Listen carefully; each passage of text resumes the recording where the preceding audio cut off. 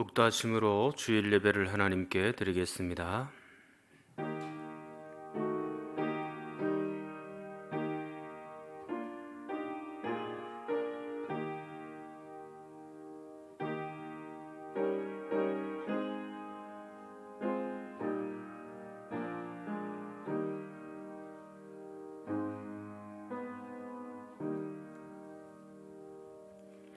찬송가 1장 함께 찬송하겠습니다.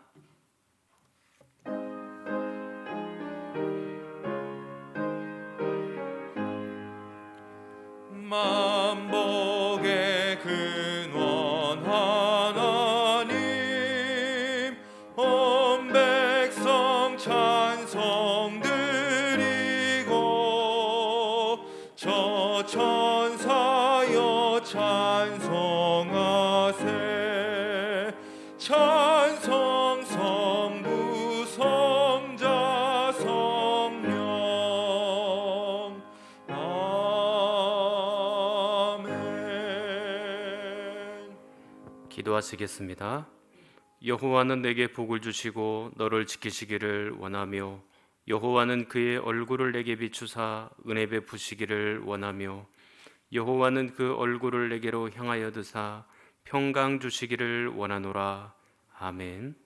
전능하사 천지를 만드신 하나님 아버지를 내가 믿사오며 그 외아들 우리 주 예수 그리스도를 믿사오니 이는 성령으로 잉태하사 동정녀 마리아에게 나시고 본디오 빌라도에게 고난을 받으사 십자가에 못 박혀 죽으시고 장사한 지 사흘 만에 죽은 자 가운데서 다시 살아나시며 하늘에 오르사 전능하신 하나님 우편에 앉아 계시다가 저리로서 산자와 죽은 자를 심판하러 오시리라.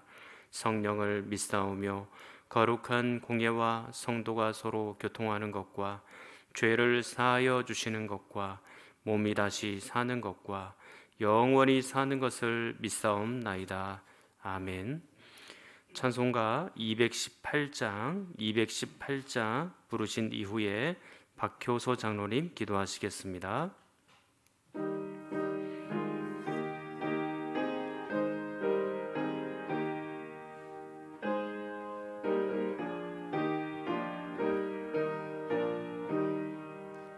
내 맘과 정성을 다하여서 주 너의 하나님을 사랑하라. 내 몸을 아끼고 사랑하듯 형제와 이웃을 사랑하라.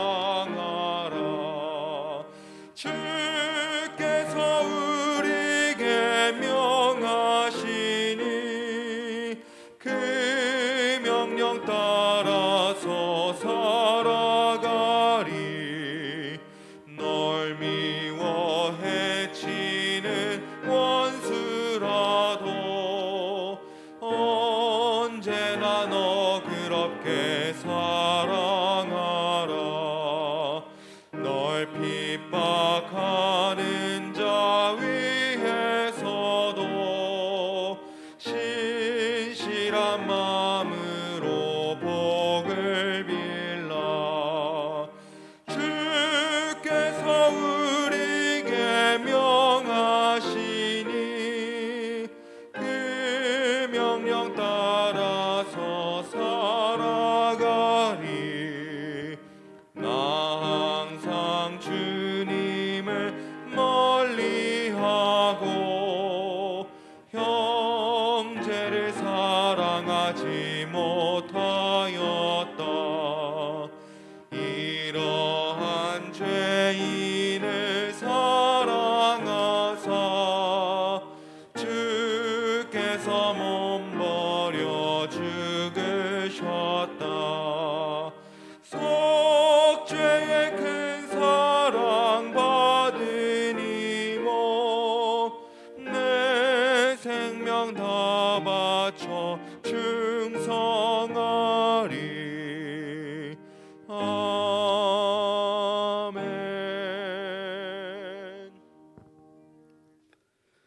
영화로우신 아버지 하나님, 올 한 해도 힘들고 어려웠지만은 이제 내년도 새로운 일꾼들을 세우는 시점까지 하나님께서 지켜주시고 인도해 주셔서 진심으로 감사함을 드립니다.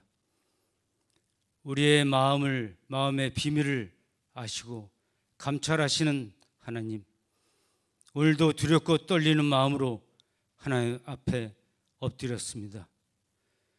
저희들 겉으로만 하나님이 자녀인 것이 아닌지요, 속에는 여전히 세상 가치로 가득 차 있는 저희들이 아닌지 이 시간 자신들을 뒤돌아볼 수 있는 시간이 되게 해주셨고, 저희들을 불쌍히 여겨 주시사 말씀을 통해서 하나님을 만나고 그 만남으로 우리가 진정한 하나님 자녀로서 거듭나는 귀한 시간이 되도록 은혜를 베풀어 주시옵소서.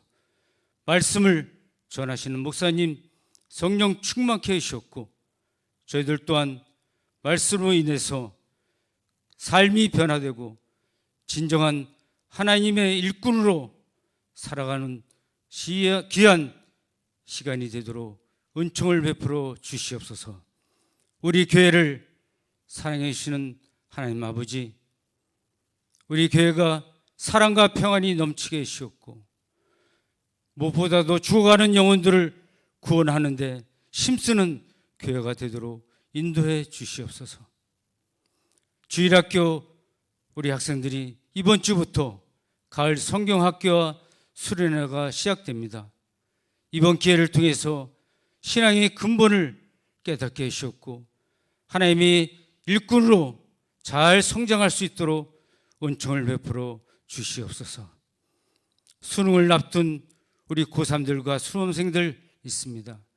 마무리 잘 하게 해주셨고 그 앞길을 하나님 열어 주시옵소서.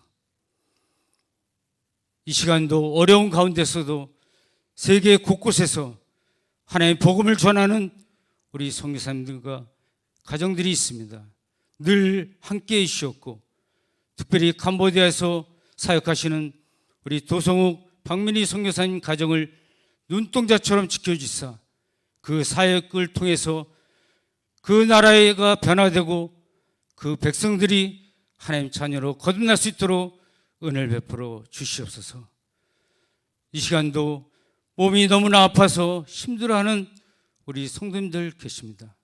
하나님 불쌍히 여겨 주시사 그들을 회복해 주셨고, 무엇보다도 어려운 가운데서도 하나님을 만나는 복을 허락해 주시옵소서. 하나님, 한 주간 동안도 저희들이 살아갈 때 때로는 낙심하고 두려운 일이 저희들에게 있을지라도 하나님, 우리가 하나님을 바라보면서 하나님께 소망을 두고 살아갈 수 있는 저희 모두가 되도록 은혜를 베풀어 주시옵소서. 이 시간을 통해서 온전히 하나님만 영광 받으셨고, 저희들 또한 하나님께 충성을 다짐하는 귀한 시간이 될 줄 믿사옵고, 이 모든 말씀 감사드리며 우리 주 예수 그리스도 이름으로 기도함나이다. 아멘.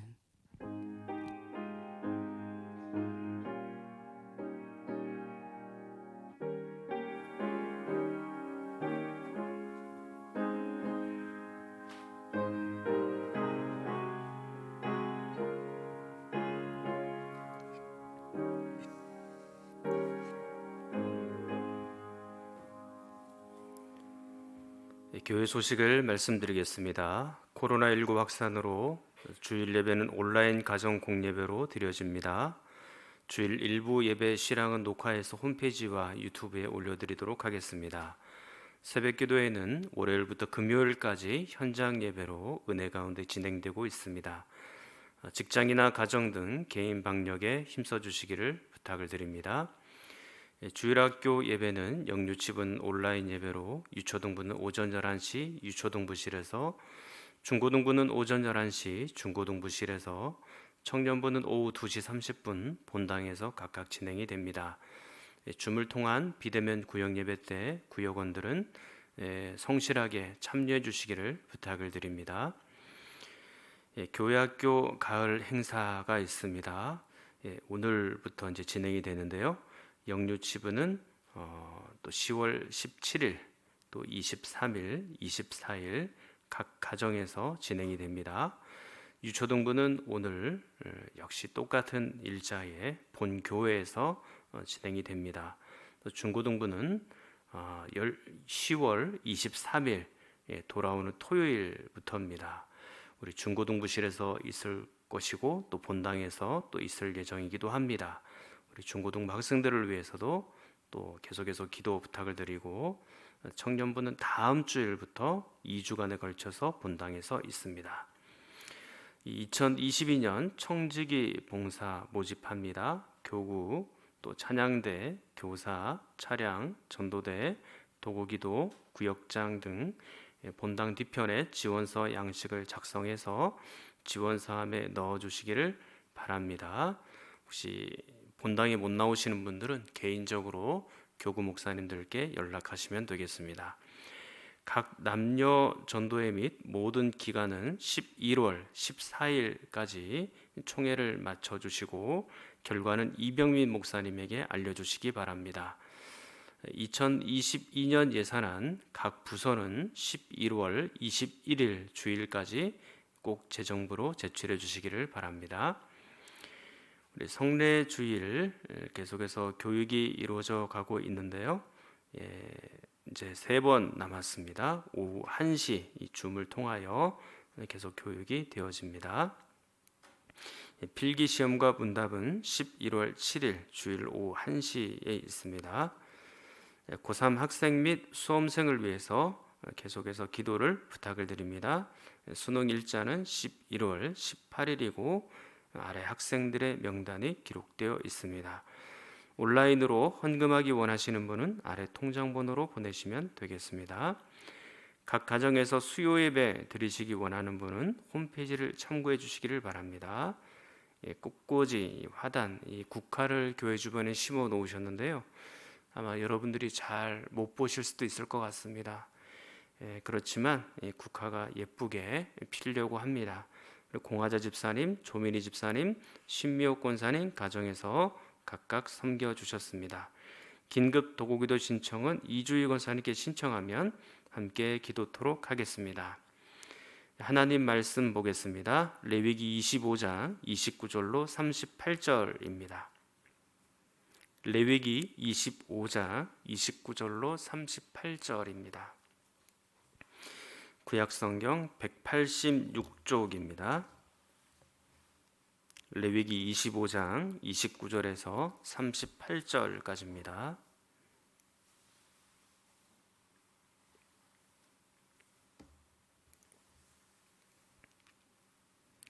이 29절부터 38절까지 제가 봉독해 올리겠습니다. 성벽 있는 성 내의 가옥을 팔았으면 판지 만 1년 안에는 물을 수 있나니 곧 그 기한 안에 물으려니와 1년 안에 무르지 못하면 그 성 안의 가옥은 산자의 소유로 확정되어 대대로 영구히 그에게 속하고 희년에라도 돌려보내지 아니할 것이니라. 그러나 성벽이 돌리지 아니한 촌락의 가옥은 나라의 전토와 같이 물러주기도 할 것이요 희년에 돌려보내기도 할 것이니라. 레위 족속의 성읍 곧 그들의 소유의 성읍의 가옥은 레위 사람이 언제든지 물을 수 있으나 만일 레위 사람이 물으지 아니하면 그의 소유 성읍의 판 가옥은 희년에 돌려보낼지니 이는 레위 사람의 성읍의 가옥은 이스라엘 자손 중에서 받은 그들의 기업이 됨이니라. 그러나 그들의 성읍 주위에 있는 들판은 그들의 영원한 소유지니 팔지 못할지니라. 내 형제가 가난하게 되어 빈손으로 내 곁에 있거든 너는 그를 도와 거류민이나 동거인처럼 너와 함께 생활하게 하되 너는 그에게 이자를 받지 말고 내 하나님을 경외하여 내 형제로 너와 함께 생활하게 할 것인즉 너는 그에게 이자를 위하여 돈을 구워주지 말고 이익을 위하여 내 양식을 구워주지 말라. 나는 너희의 하나님이 되며 또 가나안 땅을 너희에게 주려고 애굽 땅에서 너희를 인도하여 낸 너희의 하나님 여호와이니라. 아멘. 날씨가 갑자기 추워져서 아마 여러분들이 아침에 교회 오시기에 불편하셨을 수도 있을 텐데, 그래도 여러분들의 얼굴을 보니까 감사한 마음이 듭니다. 아무쪼록 하나님 말씀으로 하나님의 임재를 경험하는 여러분이 되시기를 축원합니다. 희년의 대원칙을 기억하시죠? 영혼의 자유, 또 사람의 자유, 땅의 자유입니다. 희년에서 가장 중요한 개념은 자유라는 것이에요. 자유가 우리에게 임했기 때문에 그것은 기쁨일 수밖에 없고 행복이고 축제인 것이죠. 우리는 지금 희년의 대원칙 중에서도 땅의 자유 부분을 보고 있습니다. 2주 전에 말씀드리기를 땅을 사고 팔 때도 몇 가지 원칙이 있다 말씀을 드렸죠. 그 땅을 샀다 할지라도 희년에는 어떻게 합니까? 본 지파에게 다 돌려주어야 하죠. 그리고 사고 파는 과정에서 형제를 속인다든지 학대한다든지 그런 일이 일어나서는 안 됩니다. 그리고 그 땅값은 어떻게 매겨졌습니까? 그 희년이 오는 연수에 따라서 또는 소출의 다소에 따라서 그 땅값이 매겨졌죠. 그리고 이러한 희년의 원칙을 다 지켜도 하나님께서 어떻게 하십니까? 안전하게 하시고 배부르게 하실 것이다. 그렇게 말씀을 해 놓았습니다. 이 땅을 돌려주어서 우리가 손해를 많이 보게 될 것인가? 안식년, 희년, 그 다음 소출까지 보통 3년 동안 우리가 또 굶는 것은 아닌가? 그렇게 걱정하지 않아도 됩니다.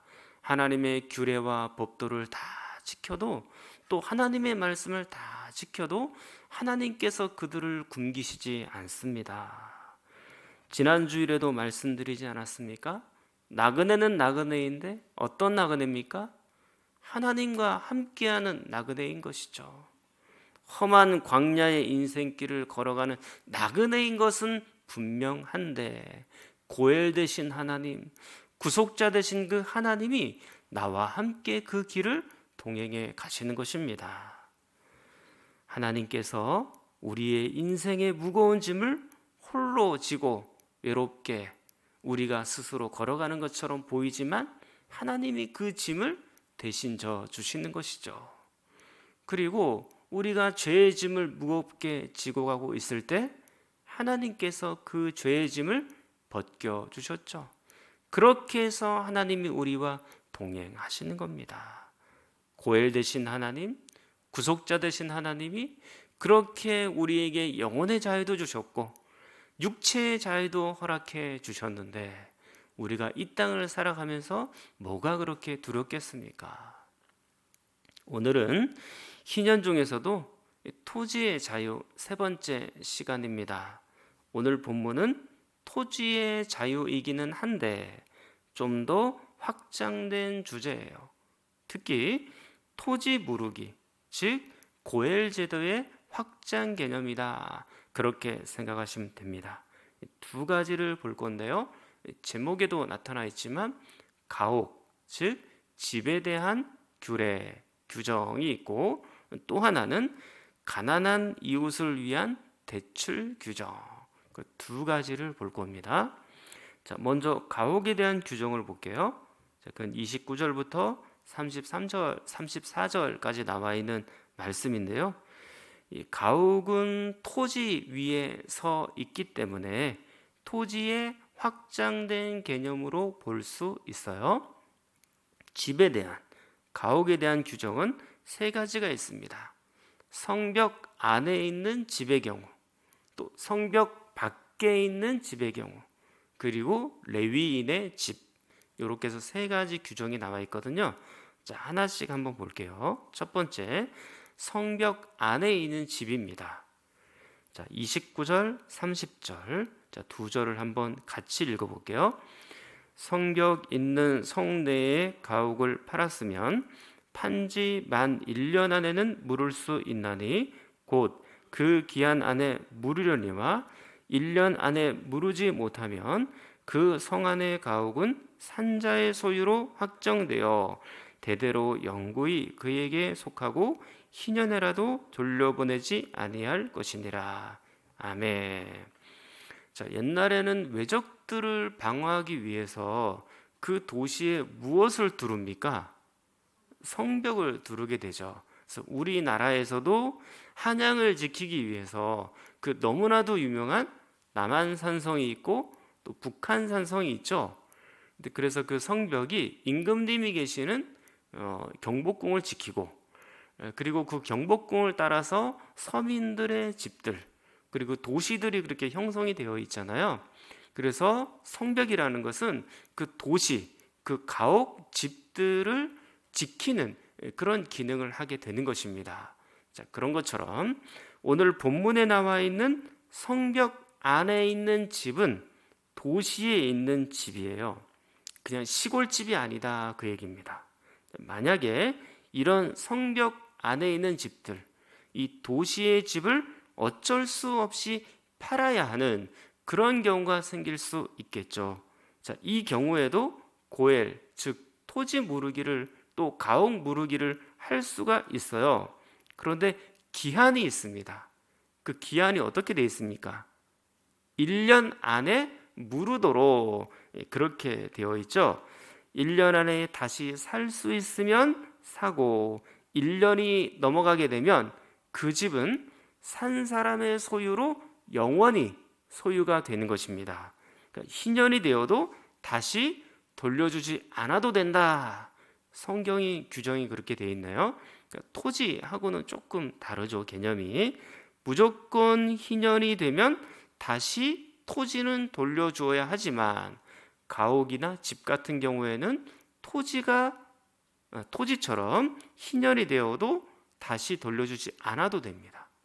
성벽 안에 있는 집 경우는 그래요. 자, 그 이유가 왜 그런지는 성경이 침묵하고 있으니까 오늘 본문에서는 더 이상 다루지 않을게요. 자, 두 번째, 집에 대한 규정은 성벽 밖에 있는 집. 두 번째 규정입니다. 자, 31절을 볼게요. 31절 같이 읽어보겠습니다. 그러나 성벽이 돌리지 아니한 촌락의 가옥은 나라의 전토와 같이 물러주기도 할 것이요 희년에 돌려보내기도 할 것이니라. 아멘. 그렇죠. 성벽이 둘르지 아니한 촌락의 가옥, 일종의 시골집이라고 볼 수 있겠죠. 즉 성벽 밖의 집, 그런 것은 1년 안에 다시 무르기를 할 수 있다, 이런 규정이 없어요. 그런 기한이 없고 희년이 되면 무조건 다시 그 지파에게로 돌려주어야 합니다. 성벽 밖에, 성벽 안에 규정에 조금 차이가 있어요. 이제 세 번째, 집의 규정, 레위인의 집에 대해서입니다. 32절로 34절입니다. 자, 또 같이 읽어볼게요. 레위 족속의 성읍, 곧 그들의 소유의 성읍의 가옥은 레위 사람이 언제든지 물을 수 있으나 만일 레위 사람이 무르지 아니하면 그의 소유 성읍의 판 가옥은 희년에 돌려보낼지니 이는 레위 사람의 성읍의 가옥은 이스라엘 자손 중에서 받은 그들의 기업이 됨이니라. 그러나 그들의 성읍 주위에 있는 들판은 그들의 영원한 소유지이니 팔지 못할지니라. 아멘. 여러분이 잘 아시는 것처럼 이스라엘 백성들은 가나안 땅 12지파가 그 가나안 땅은 골고루 다 분배를 받았으나 레위 지파의 경우에는 땅을 분배받지 못했죠. 그저 레위 지파가 거주할 수 있는 집 정도, 그리고 그 집 주변에 들판 정도, 그 정도만 받았단 말이에요. 자, 그런데 레위 지파 중 어떤 사람이 가난해지는 바람에 집을 팔 수밖에 없는 경우가 생긴 겁니다. 그런데 이 레위 지파의 집은 일반 토지와 똑같이 취급이 돼요. 영원히 팔지 못하고 희년이 되면 그 레위 지파에게 다시 돌려주어야 한다라고 성경이 규정하고 있죠. 여러분, 레위 지파가 뭐 하는 사람인가요? 레위 지파는 성전 안에서 하나님을 섬기는 사람입니다. 그리고 백성들의 영적인 생활을 위하여 하나님 앞에서 제사를 집례하는 분들이죠. 그리고 하나님의 말씀, 이 율법을 백성들에게 가르치는 역할도 레위 지파가 했어요. 레위 사람들은 특별한 직업이 없이 온전히 이런 일에만 관여를 했단 말이에요. 사실 이 일에만 매달려도 시간이 없습니다. 그렇기 때문에 이스라엘 전체 백성들은 레위 사람을 위하여 11조를 내게끔 되어 있고, 그리고 제사를 드리고 남은 그 고기를 가지고 이 레위 사람들에게 주어서 레위 사람들이 생활을 할 수 있도록 나머지 지파가 책임을 져주는, 성경이 그렇게 규정이 되어 있단 말입니다. 자, 그렇다면 지금 레위 사람이 가난해져서 집을 팔 수밖에 없는 그런 형편이 된 거예요. 그러면 그것은 이스라엘 백성들이 레위 사람들을 귀중하게 여기지 않았다라는 의미가 되는 것이죠. 계속 강조하지만 이스라엘 일반 백성들이 레위 사람을 위하여 11조를 내어도 사실은 그들은 하나님 앞에서 안전하게 살 수 있으며 배부르게 먹고 살 수가 있습니다. 그런데도 백성들이 레위 사람들을 방치하다시피 한 거죠. 잘 생각해 보시면 그렇게 레위 사람들을 방치하는 것이 이스라엘 전체 백성들에게는 엄청난 손해가 되는 것입니다. 잘 한번 생각해 보십시오. 이스라엘 백성들이 레위 지파들을 잘 생활을 책임져 주지 않아서 레위 사람들이 자신의 생계에 문제가 생기고 또 자녀를 키우는 일에 어려움이 생기게 된다면 어떤 현상이 벌어지겠어요? 오늘 본문에 있는 것처럼 자기 집을 팔 수밖에 없는 경우가 나오는 거예요. 그리고 또한 레위 사람들이 자기 업무에 집중을 하지 못하게 되죠. 그러면 하나님을 섬기는 시간이 줄어들고 백성들을 위하여 기도하는 시간이 줄어들며 말씀을 가르치는 일에 최선을 다할 수가 없는 거죠. 그러면 이스라엘 일반 백성들이 엄청난 손해를 보는 겁니다. 물질로는 11조를 안 냈으니까 물질로는 조금 유익이 됐겠죠. 그러나 영적으로는 엄청난 손실을 갖게 되는 거죠. 하나님께 가까이 갈 기회가 그만큼 줄어드는 것이니까. 자, 그래서 레위 사람의 가옥은 적어도 희년이 되면 다시 레위 사람들에게 돌려주어야 하고요. 뿐만 아니라 레위 사람들이 혹여 부족하거나 모자란 것이 없는지를 잘 살펴주어야 하는 겁니다. 자, 지금부터는 가난한 사람들을 위한 대출 규정을 보도록 하겠습니다. 가난한 사람이나 부자나 다 토지 위에서 살잖아요. 특히나 가난한 사람들은 그 토지를 팔 수밖에 없는, 또 돈 때문에 극심한 고난을 겪을 수도 있죠. 그렇기 때문에 누군가는 그 가난한 사람을 위하여 토지 무르기, 고엘이 되어 주어야 합니다. 그래서 지금 토지 무르기의 확장된 개념으로서 이 가난한 사람에 대한 대출 규정이 나오고 있는 겁니다. 참고로 가난하다고 해서 다 같은 가난이 아니다라는 생각이 듭니다. 어떤 분들은 열심히 성실히 살았는데도 불구하고 어떤 사회적인 제도나 환경 때문에 가난해질 수밖에 없는 그런 경우가 생겨요. 그런데 어떤 경우는 본인이 낭비를 많이 해서, 그리고 또 일을 제대로 하지 않아서 가게를 방만하게 꾸려서 가난해진 경우도 있죠. 어떤 가난은 가슴 아픈 가난이 있지만 어떤 가난은 왜 저렇게 가난하게 됐는지 알겠다 라고 하는 그런 가난도 존재하죠. 다 같은 가난은 아닌 것 같습니다. 자, 아무튼 가난한 사람들에게 대한 대출 규정이 35절에서 37절 사이에 나타나 있어요. 자, 거기에 보시면 같이 한번 또 읽어보겠습니다. 내 형제가 가난하게 되어 빈손으로 내 곁에 있거든 너는 그를 도와 거류민이나 동거인처럼 너와 함께 생활하게 하되 너는 그에게 이자를 받지 말고 내 하나님을 경외하여 내 형제로 너와 함께 생활하게 할 것인즉 너는 그에게 이자를 위하여 돈을 꾸어주지 말고 이익을 위하여 내 양식을 꾸어주지 말라. 아멘. 자, 35절에 보니까 가난한 사람이 있다면 그를 도우라고 되어 있죠.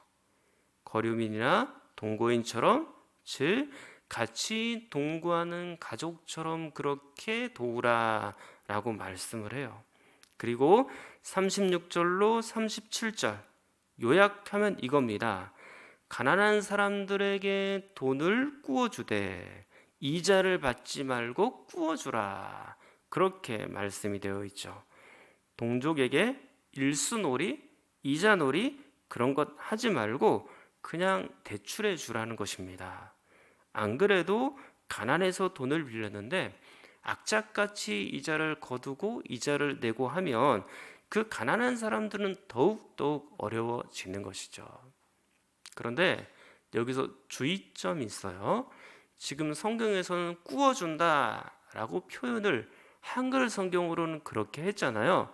그래서 내가 대출한다, 뭐 꾸어준다, 빌려준다, 뭐 이런 표현을 쓰긴 했습니다만 이게 원문으로 보면 그냥 주다 또는 봉헌하다 라는 의미에 좀 더 가깝다라고 봅니다. 자, 그러니까 빌려주는 것이 아니라요, 무상으로 주는 것입니다. 그것도 봉헌하는 마음으로 드리는 것이죠. 옛다 받아라 이렇게 툭 던지는 게 아니고요, 하나님께 헌금하는 마음으로 가난한 사람 역시 존중하여 조심히 돕고 사랑 실천하는 겁니다. 왜 그렇게 해야 할까? 두 가지 이유가 있거든요. 첫 번째로는 36절에 이스라엘 백성들은 하나님을 경외하는 사람들이기 때문인 거죠. 자, 그러면 또 나온 겁니다. 하나님 사랑, 이웃 사랑.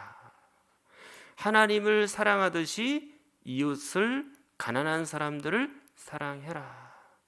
너희들이 정말로 하나님을 경외한다면 그 경외하는 마음을 가지고 가난한 사람들조차 존중하는 마음으로 그들을 돕도록 해라. 그렇게 지금 말씀하고 있는 거예요. 그래서 우리 교회에서도 제가 왜 자꾸 몸이 아픈 분들, 또 우리가 가난한 분들 도와야 된다 계속 강조하고, 또 그분들을 위해서 더 많이 기도하고 그렇게 하는 줄 아십니까? 성경이 그렇게 돼 있기 때문에 말씀대로 목회하려고 하는 거예요. 저도. 자, 두 번째 이유는 무엇일까? 왜 가난한 사람들에게 이자를 받지 말고 필요하면 무상으로 도와주어야 하고 존중하며 드려야 할까? 38절이에요. 38절. 자, 38절 같이 한번 읽어보도록 할게요. 나는 너희의 하나님이 되며 또 가나안 땅을 너희에게 주려고 애굽 땅에서 너희를 인도하여 낸 너희의 하나님 여호와이니라. 아멘. 잘 생각해 보십시오. 애굽 땅에서 이스라엘 백성들이 구원을 받을 때 하나님이 그들에게 돈을 받고 구원해 줬습니까? 가나안 땅을 분배할 때 가나안 땅은 젖과 꿀이 흐르는 땅이라고 했어요. 금싸라기 땅입니다. 그 금싸라기 땅을 분배할 때 하나님이 돈 받고 그 땅을 빌려주셨나요? 다 공짜입니다. 다 거저입니다. 구원도 땅도 전부 하나님의 은혜로 거저 받은 것이죠. 그러니까 거저 받았으니 거저 주어야 되는 것입니다. 그렇기 때문에 가난한 사람들이 있다면 적극적으로 돕고 무상으로 존중하며 도와주어야 하는 것이죠. 이 두 가지 이유 때문에 가난한 사람들을 돕는 거예요. 그러니까 이웃을 사랑하고 가난한 분들을 사랑한다는 것은 전부 하나님 사랑과 연결이 되어 있는 것입니다. 하나님을 사랑한다면 이웃에게, 특히 나보다 가난한 사람들에게 그 사랑을 나누어 가야 되는 거죠. 이러한 사랑의 나눔은 돈이 많다고 할 수 있는 것은 아닌 것 같아요. 부자인데요, 참 인색한 분들이 있을 수 있거든요. 그런 분들은 마음이 가난한 분들이죠. 마음이 가난하면 돕지를 못해요. 사랑의 나눔이 없어요. 저는 여러분들이 마음이 좀 부자가 되시면 좋겠다라는 생각이 듭니다. 여러분, 남들을 사랑하고 또 이웃을 사랑하는 것은 물질만 있어서는 되는 일은 아니에요. 마음이 좀 넉넉하고 여유가 있어야 돼요. 목사님, 우리 집은 우리 식구 먹고 살기에도 빠듯합니다. 그 심정을 제가 알아요. 물론 그럴 수 있어요. 그런데 물질이 정 어려우면 다른 방법이 있습니다. 이웃사랑이 물질만 가지고 하는 것은 아니고요, 시간을 내어서 봉사할 수도 있고, 그들에게 나의 마음을 전해줄 수도 있고, 그들의 이야기를 들어줄 수도 있고, 그리고 그들을 위해서도 간절한 마음으로 기도해 줄 수도 있습니다. 그 물질이 없으면 그렇게 해야 하고, 이 역시 물질 못지않게 중요한 것이죠. 자, 이제부터는 이 부분을 놓고 좀 더 확장해서 두 가지를 더 말씀드리려고 해요. 굉장히 조심스럽고요, 저도 이게 많이 이렇게 얘기하는 게 좀 거북스럽기도 합니다만, 그래도 미래를 위해서 이 얘기를 하지 않을 수가 없어요. 좀 직접적이고 과한 표현이 있다 할지라도 여러분들이 마음을 넓히시고 마음을 넓게 가지시고 들으셔야 합니다. 제가 예전에 한두 번 설교를 했고요, 우리 교회에서는 대부분 그런 분들이 없다라는 것을 여러분들이 좀 염두에 두시고, 이 말씀을 높아심에서 드리는 거니까, 교육상 드리는 것이니까 잘 들어보시면 좋겠습니다. 자, 첫 번째는 뭐냐면, 돈 거래를 하지 마십시오. 돈을 빌려주고 또 돈을 꾸어주고 꾸는 일이 없도록 해야 됩니다. 한 10만 원, 또 50만 원, 100만 원, 그 정도는 괜찮겠지. 그 정도도 저는 하지 않아야 된다라고 생각을 해요. 자, 어떤 분들은 돈을 빌려달라고 새가족들에게 전화를 해요. 전도 회원들에게 전화하고, 그리고 구역원들에게 전화하고, 봉사를 하다 보면 가까운 사람들 있잖아요. 그렇게 친해지게 되잖아요. 그 사람들에게 돈을 빌려달라고 하고, 심지어는 장례식이 끝났는데, 결혼식이 끝났는데, 그러면 돈이 조금 있겠구나 싶으면 전화해서 돈을 빌려달라고 해요. 이것은 새가족들을 당황스럽게 만드는 일이고요, 구역 식구들을 어렵게 만드는 일이에요. 그러면 구역 식구들이 구역 예배 참석하고 싶겠어요? 당연히 참석하고 싶지 않죠. 교회를 위험에 빠뜨릴 수 있는 일입니다. 돈의 몇몇 송도가 얽혀 있고 누군가가 제대로 그 돈을 안 갚고 그렇게 하죠. 그러면 교회의 모든 관심사는요, 다 돈에 쏠리게 돼 있어요. 블랙홀처럼 완전히 빨아들입니다. 교회가 하나님 말씀에 집중해야 하고, 또 기도하는 일에 집중해야 되고, 전도하고 예수님의 제자가 되는 일에 집중해야 되잖아요. 그런데 모두가 돈돈 한단 말이에요. 교회라는 곳이 소문이 얼마나 빠른 곳이에요. 모일 때마다 누가 돈을 빌렸다더라, 얼마를 꾸었다더라, 온갖 얘기들이 막 퍼져 다니면서 막 이게 막 부풀려 가지고 본인은 잘 모르지만 뒤에서는 그런 얘기들이 엄청나게 많이 들릴 수 있다고요. 있는 얘기 없는 얘기 다 떠돌아다닙니다. 그러면 하나님의 은혜는 교회 안에 보이지 않고 전부 돈 얘기만 나오는 거예요. 그러니까 돈 사고가 났으니까 성도들 간에 불신이 생기고 미워하게 되고 또 성도들 중에는 누군가는 교회를 떠날 수도 있죠. 그럼 교회는 평화가 깨어지고요. 마귀가 딱 좋아하는 그런 상태가 되는 거예요. 이게 영적으로 완전히 퇴보되는 거죠, 이게. 앞으로 나갈 수가 없어요, 교회가. 자기 살자고 교회를 위험에 빠뜨리면 되겠습니까? 그러면 안 되는 거죠. 제가 우리 교회 성도들과 새벽마다 기도하는 기도의 제목이 있어요. 우리 교회 안에 사랑, 평안이 넘치는 교회가 해달라고. 그렇게 기도하거든요. 그 새벽에 우리 장로님도 지금 그렇게 기도하셨잖아요.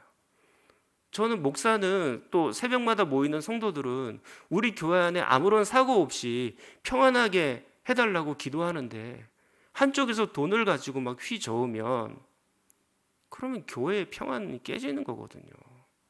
기도한 것에 정반대 방향으로 가는 거니까. 한 달 전에 이런 뉴스가 나왔어요. 강남의 한 대형 교회에 200억대 사기 사건이 벌어진 거예요. 여러분 그 뉴스 보셨어요? 어떤 한 집사가 그 교회에 등록을 했는데 10년 정도 됐대요. 근데 이분이 이 교회 안에서 믿음 있는 척 한 거예요. 그래서 뭐 새벽 기도도 잘 참석하고 헌금도 열심히 하고 자기 부서 안에 뭔가 집기가 좀 불편하면 그걸 또 싹 돈 주어서 바꾸고, 그래서 한 10년 정도 그렇게 생활을 했는데 이분이 어느 날 갑자기 자신의 본색을 드러내기 시작한 거예요.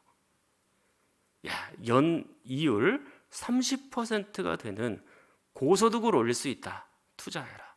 그렇게 해서 투자금들을 하나하나 받기 시작을 했는데 대형 교회다 보니까 사람들이 많잖아요. 200억 사기 사건이 벌어진 거예요. 그 교회는 보나마나 쑥대밭입니다. 정말로 그 교회는요, 마귀가 사랑하는 교회가 된 거예요. 우리 교회 규모 정도 돼도 마찬가지예요. 교회 안에 뭐 1,000만 원, 100만 원, 몇십만 원 그렇게 걸려 있으면 설교가 제대로 귀에 들어오겠어요? 기도가 제대로 되겠어요? 하나님의 성품을 닮아가겠어요? 여러분, 거룩하게 되어가려고 하는 일에도 우리가 정말 바쁜데 교회가 자꾸 이런 일에 발목 잡히면 성도들의 마음이 어수선해집니다. 집중을 못해요. 교회가 위험해지고 평화도 깨어지고 성도들도 떠나가죠. 그러니까 교회가 다시 평정심을 찾는데 오랜 시간이 걸립니다. 그렇기 때문에 돈거래는 하시면 안 돼요. 아시겠죠? 꾸어달라, 빌려달라 그런 얘기도 하지 마십시오. 자, 그러나 이런 것은 있어요. 사랑하는 마음으로 내가 빌려주는 게 아니라 이분에게 다시 돌려받을 각오를 하지 않고 그냥 드리는 그런 경우가 있죠. 그건 얼마든지 환영이에요. 오늘 본문의 말씀에 있는 것처럼 하나님을 경외하는 마음으로 내가 애굽이라는 세상이라는 죄라는 곳에서 구원받은 것에 대해서 너무나 감사해서 내가 가난한 이웃들을 가만히 보니까 저분들에게 내가 정말 봉헌하는 마음으로 헌금하는 마음으로 그냥 드려야 되겠다. 그런 경우에는 얼마든지 좋아요. 너무 잘하는 거예요. 그러나 돈을 빌려준다, 꾸어준다, 이자를 준다, 안 준다 그런 일은 절대로 하지 마십시오. 혹시 과거에 그런 일들이 있었다 할지라도 지금부터는 안 됩니다. 돈을 빌리려면 은행에서 빌리시고 자기 친척에게 빌리세요. 이 친척에게도 못 빌리는데 왜 교회 성도들에게 빌리려고 하십니까? 오죽하면 성도들에게 빌리겠나? 오죽 급하면 그러겠나? 뭐 그렇게 변명할 수도 있잖아요. 그러나 제가 여러분들에게 계속 말씀드립니다. 그럼 교회가 시험에 들고 교회가 위험에 빠지는 건 괜찮아요? 그런 건 전혀 상관없습니까? 내가 막 급하니까 교회를 완전히 시험으로 다 몰아넣어도 상관없어요? 위험하게 해도 괜찮아요? 그러니까 그렇게 하지 마시라는 겁니다. 제가 만약에 여러분 가정에 전화해서 돈을 좀 빌려주세요 하면 여러분들은 뭐라고 얘기하시겠어요? 목사님이 지난번에 설교하셨잖아요. 돈 거래하지 말라고. 제가 그만한 돈이 있기는 합니다만 저는 목사님이 설교를 그렇게 하셨기 때문에 돈을 빌려드릴 수 없습니다. 그렇게 대답하시면 정답입니다. 돈 거래하지 마십시오. 만약에 그게 정말 문제가 되면 교회는 조치를 취해야 돼요. 조치를. 예. 자, 그리고 두 번째 주의점이 있어요. 교회에서 영업하시면 안 됩니다. 영업하시면 안 돼요. 실제 있었던 일들을 말씀을 드릴게요. 저 역시 목사로서 너무나도 부끄럽고 또 교회 수치가 될까봐 참 고민이 많이 됐어요. 그렇지만 여러분들이 경각심을 가지라고 말씀드리는 거니까 잘 한번 새겨 들으셔야 돼요. 또 그 과정에서 특정 직업이 나올 수도 있는데 그분들에게 먼저 좀 양해를 구합니다. 미리 밝히고 또 가지만 우리 교회 대부분의 성도들은 그렇지 않으시다라는 것을 여러분들이 염두해 주시면 좋겠습니다. 자, 마음 좀 단단히 잡수시고 들으세요. 자, 어떤 분 중에 보험을 하는 분이 있었어요. 자, 여기서 딱 보험 얘기가 나오니까 아유 나는 직업이 보험인데 어떡하나. 이제 그렇게 안 하시면 되는 거니까 또 그렇게 안 해 오셨고 제가 좀 잘 알고 있으니까요. 자, 어떤 분이 보험을 하시는 분이 계셨는데 그분이 평상시에도 조금씩 성도들에게 좀 영업을 하신다라는 얘기를 제가 들었어요. 듣고 있었어요. 그런데 교회 안에 A 집사 부부와 B 집사 부부가 등록을 하신 겁니다. 그러니까 4명이 등록을 비슷한 시기에 하신 거죠. 근데 이분들이 몇 년 신앙생활을 또 잘 하셨어요. 우리 교회 안에서. 그런데 어느 날 이분들이 안 보여요. 왜 이렇게 안 보이나? 그래서 제가 수소문도 해보고 전화도 해보고 찾아가 보기도 하고 했는데 잘 찾을 수가 없어요. 근데 A 집사하고 겨우겨우 연결이 돼가지고 그분에게 여쭤보니까 우리 교회에 도저히 있을 수 없는 상황이 되어서 나올 수밖에 없게 되었습니다. 근데 자세한 얘기는 안 해주더라고. 그러다가 제가 몸이 좀 아파서 병원을 가서 이제 밑에 이제 약국으로 약 사러 내려갔거든요. 처방전을 받아서. 근데 이 약국에서 A 집사 부부의 부인을 만난 거예요. 그래서 제가 그분을 보고 성도님 너무 반갑습니다. 아유 그동안 어떻게 지내셨습니까? 서로 막 반갑게 얘기를 했죠. 근데 이 부인이 저를 약국 바깥으로 데려가요. 그러더니만 서가지고 이런저런 얘기를 시작을 했어요. 1시간 정도 거기서 서서 얘기했습니다. 근데 그 1시간 동안 얘기를 듣는데 제 표정이 점점 굳어져 가는 거예요. 자세히 말씀드릴 수는 없고 간단하게 얘기하면, 요약해서 얘기하면 이겁니다. 그 보험하는 분이 저에게 좀 보험을 들어달라고 몇 번 얘기를 했대요.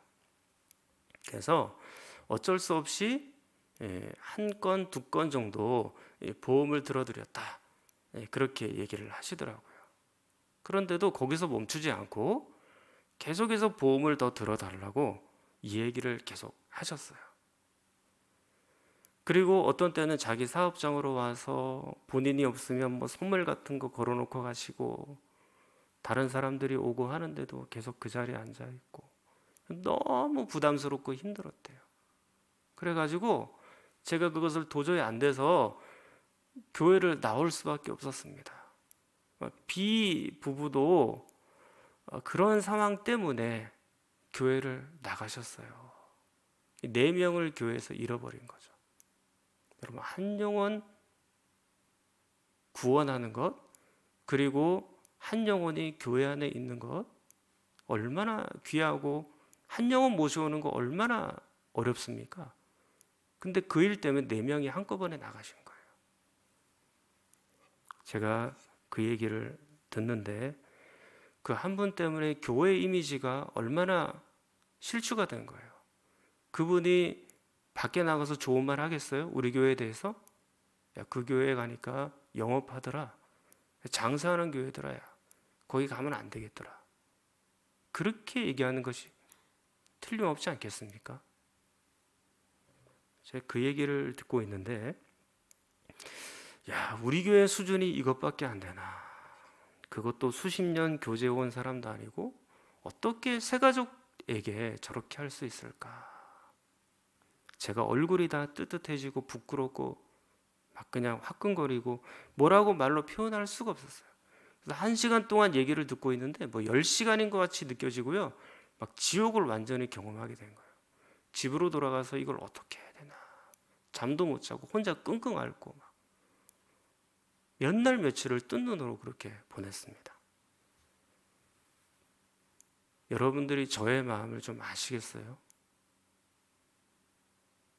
나하고는 뭐 상관없는 일이니까 그렇게 생각이 되십니까? 우리 교회 지켜야 됩니다. 그럼 보험뿐만이 아니에요. 식당이라든지 건강식품을 파는 유통회사 이런 영업도 다 마찬가지예요. 영업이 달래 영업입니까? 우리 식당 한번 와봐. 보험 하나 들어줘봐. 오기 한 상자 한번 사줘봐. 좋은 유통 조직이 있는데 내 조직에 들어와서 함께 일해보자. 그것도 영업이죠. 아니, 그분의 어려움은 그분의 어려움한테 그냥 맡겨놓으세요. 내가 딱 해서 너를 도와주려고 하는 거예요. 그런 얘기 할 필요도 없어요. 그 성도님은 그 성도님이 알아서 책임지시면서 가야 되죠. 나는 내가 그냥 내 일을 하면 되는 거예요. 친분을 이용해서 장사하면 안 됩니다. 교회는 장사하는 곳이 아니고 영업하는 곳이 아니에요. 하나님의 성전을 강도의 구렬로 만들면 안 됩니다. 예수님도 이런 일 때문에 분노하셨죠. 하나님의 성전 안에서 흠없는 양을 팔았어요. 좀 예배를 잘 드리고 성전을 좀 제사를 드릴 때 제대로 제사를 드리기 위해서 성전 안에서 흠없는 양을 팔았단 말이에요. 그럼에도 불구하고 예수님이 어떻게 하셨어요? 상을 다 뒤집어 엎으시고 분노하시고 너희가 내 집을 강도의 구렬로 만들었다고 말씀하시고 표현하시죠. 그렇다면 오늘날에도 교회에서 이런 영업들이 일어나면 안 되겠죠. 같은 교회 안에서 그렇게 하시면 누군가는 꼭 시험이 들고 믿음이 주저앉아요. 여러분, 마가복음 9장 42절 같이 읽어볼게요. 또 누구든지 나를 믿는 이 작은 자들 중 하나라도 실족하게 하면 차라리 연자맷돌이 그 목에 매어 바다에 던져지는 것이 나으리라. 아멘. 제가 마가복음을 설교할 때 이미 다 설명을 드리긴 했어요. 근데 너무 오래돼서 잊어버렸을 수도 있겠죠. 이거는 사형제도를 말하는 겁니다. 연자맷돌을 메고 바다에 빠지는 수장 사형을 말하는 거예요. 누군가 교회 안에서 아무리 작은 자라 할지라도 그 사람을 실족시키게 된다면 차라리 자기 목에다 연자맷돌을 메고 바다에 빠지는 그런 수장 사형감이다. 그렇게 말씀하는 거죠. 그 정도로 교회에서 영업하다가 누군가 큰 상처를 입었어요. 그러면 상처를 입은 사람도 큰일이지만 상처를 준 사람도 큰일인 거예요. 위험한 일인 거예요. 그런데 이런 일이 혹시 있을 수 있습니다. 나는 전혀 말하지도 않았는데 그 사람이 먼저 와서 보험도 들어주고 식당도 가지고 모두 팔아주고 했어요. 그거는 됩니다. 그거는 됩니다. 그러나 식당하는 집사님이 다른 성도님들에게 우리 식당에 꼭 오라고 그렇게 얘기하시면 안 돼요. 장사가 잘 안 되어도 그렇게 말하면 안 됩니다. 그건 영업이죠. 자, 여러분들 직접적이고 제가 실제적으로 말씀을 드려서 여러분들이 긴장이 좀 많이 되셨죠. 보통 일부 예배 때는 피곤하셔서 이런 얘기 설교를 하면 조시는 분들이 한두 분들 계시거든요. 제가 조는 분들 다 압니다. 모르는 건 아니에요. 근데 지금은 조는 분들이 한 명도 없어요. 긴장이 돼가지고 다 아마 제대로 지금 듣고 계시는 것 같아요. 그러나 제가 이 설교하려고요 무지하게 기도 많이 했습니다. 정말 기도 많이 하고 한 설교입니다. 아무렇게나 막 하는 설교가 아니라는 거예요. 제가 누군가를 수치스럽게 하려고 하고 또 소위 말하는 누군가를 치려고 하는 설교도 더더군다나 아닙니다. 저는 지금 교회를 지키기 위해서 말씀드리는 거예요. 제가 누군가로부터 욕을 좀 얻고 공격을 좀 받을 수 있을런지 모르겠어요. 특정한 분들에게. 그러나 저는 그럼에도 불구하고 교회를 지켜야 되겠습니다. 여러분들이 진리에서 멀어지고 하나님 말씀이 귀에 제대로 들리지 않고 누군가는 실족이 되고 누군가는 시험에 들고 어떤 분들은 하나님의 품을 떠나게 된다면 저는 그것을 막아야 되겠습니다. 저는 그게 목자의 사명이라고 생각하기 때문에 이리가 교회 안에 들어왔고 늑대가 교회 안에 들어와 있는데 그거 침범하면 막아야죠. 그게 목자죠. 마귀가 마음대로 활동하도록 하는 것 저는 그냥 두고 보지 못합니다. 그 각별히 주의하십시오. 각별히 주의해서 우리 교회가 시험에 빠지는 일이 없도록 이런 일들 때문에 어려움을 당하는 일이 없도록 위험에 빠지는 일이 없도록 여러분들이 정말로 주의하셔야 됩니다. 자, 이제 말씀을 맺겠습니다. 자, 오늘은 토지의 확장 개념으로 가옥에 관한 규정을 보았죠. 성벽 안에 있는 집의 경우, 성벽 밖에 있는 집의 경우, 또 레위인의 집의 경우를 각각 살폈어요. 그리고 가난한 사람들을 위한 대출 규정을 살폈는데요. 이스라엘 백성들은 이자를 받으면 안 되고요. 자기 친족처럼 사랑으로 도와주어야 하죠. 그리고 여기서의 대출 규정, 무상으로 돕고 봉헌하는 것, 헌금을 드리듯이 도와드리는 것, 그렇게 번역하는 것이 오히려 좀 더 낫겠다라는 생각이 들긴 합니다. 자, 그러므로 교회에서도 가난한 분들이 모여서 가난한 분들이 보여서 도와야 되겠다라고 판단이 들면 다시 돌려받을 생각하지 말고 아무 조건 없이 내가 그냥 무상으로 드린다. 그것도 헌금하는 심정으로 존중하고 또 사랑하는 마음으로 드린다. 그렇게 돕는 것이 낫겠습니다. 대신에 돈거래는 안 됩니다. 또 돈을 빌려준다, 꾸어준다, 이자를 받는다 그런 것은 안 돼요. 또한 영업행위도 안 된다고 했어요. 돈거래, 영업행위 하면 교회가 매우 위험해진다. 이 인식이 머리에 깊이 박혀 있어야 돼요. 내가 그냥 작게 그리고 나도 모르게 무의식적으로 조금 보험 좀 들어주세요 이렇게 얘기하면 이거는 교회를 위험에 빠뜨리는 일이다. 교회를 위험에 빠뜨리는 일이다. 딱 마음에 각인하시고 새겨두시고 정말로 조심하셔야 됩니다. 자, 이렇게 여러분들은 질서 있는 이웃사랑이 잘 실천이 되어서 자, 우리가 얼마만큼 하나님을 경외하는지 내가 하나님으로부터 구원받은 것이 얼마나 감사한 것인지 여러분의 삶으로 보여주십시오. 그렇게 실천하며 살면 하나님이 큰 복을 여러분들에게 주시리라 믿습니다. 기도하겠습니다. 우리 함께 기도합니다. 하나님 아버지, 오늘은 이웃 사랑에 대해서 다시 한번 하나님의 말씀을 들었습니다. 가난한 분들도 무시하거나 차별이 없이 내 형제처럼 사랑하게 하시고, 물질이 부유하고 마음 역시 부유한 분이 되어서 많은 이들을 사랑으로 품으며 살게 하여 주시옵소서. 몸과 마음이 아픈 성도들을 위하여 코로나19가 진정이 되도록, 또 교회학교 학생들의 믿음과 또 가을 성경학교 위하여, 또 수련회 위하여, 우리 고3 학생들을 위해서, 또 세계 복음화를 위해서 함께 기도합니다. 전능하신 아버지 하나님, 저희들이 하나님의 말씀을 듣고 배웠습니다. 다시 이웃 사랑으로 돌아오게 하셨고, 다시 하나님 사랑, 이웃 사랑의 말씀을 들려주셔서 감사합니다.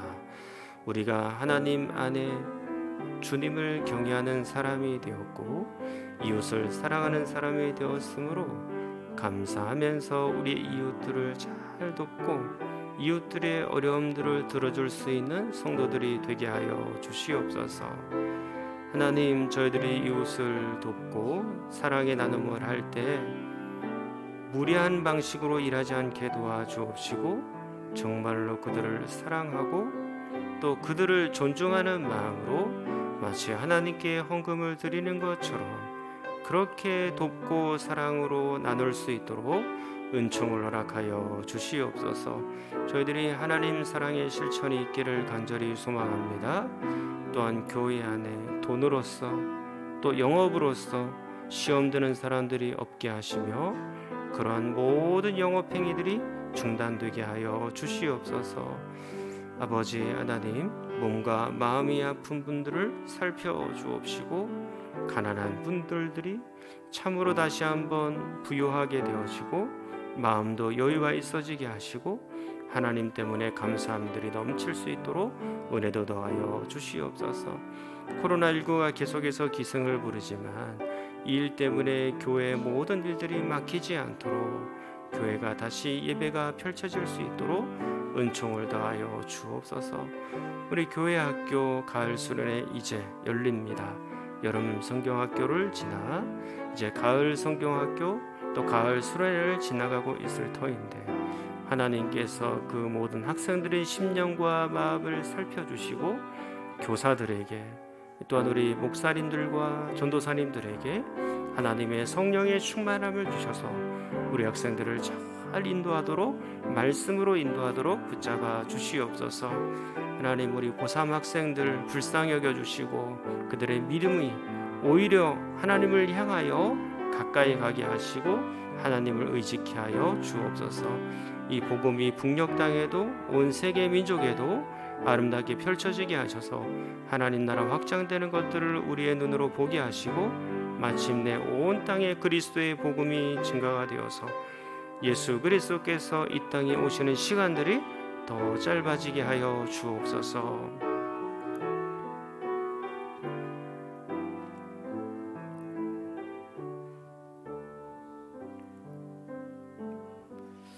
참 좋으신 아버지 하나님, 하나님을 사랑하는 것처럼 우리 이웃을, 가난한 이웃들을 사랑할 수 있는 마음의 부유함을 허락하여 주시옵소서. 우리가 우리만 먹고 사는 것이 아니라 주변의 어려움도 돌아보게 하시고, 또 주변의 어려운 분들을 보면서 그들을 위하여 기도해 줄 수 있고 마음을 함께 나눌 수 있고 함께 이야기해 줄 수 있는 넉넉한 심령도 허락하여 주시옵소서.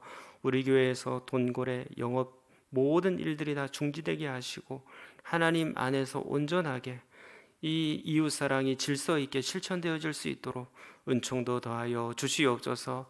하나님, 귀한 헌금 드리고 바칩니다. 기쁘게 받으셔서 하나님의 나라 확장되는 일에 이 귀한 헌금이 쓰임받게 하여 주옵시고, 각 가정에 필요한 물질과 영적인 복을 하나님께서 마음껏 부어 주시옵소서. 예수 그리스도의 이름으로 기도하옵나이다. 아멘. 우리 찬송가 221장 부르시고 축도로 예배를 마치겠습니다.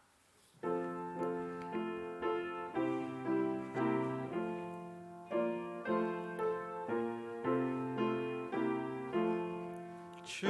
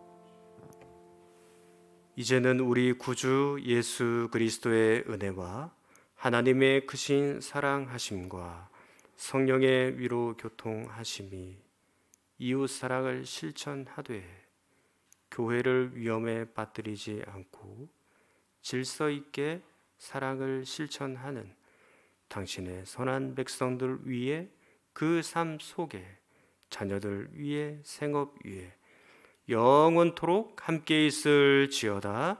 아멘.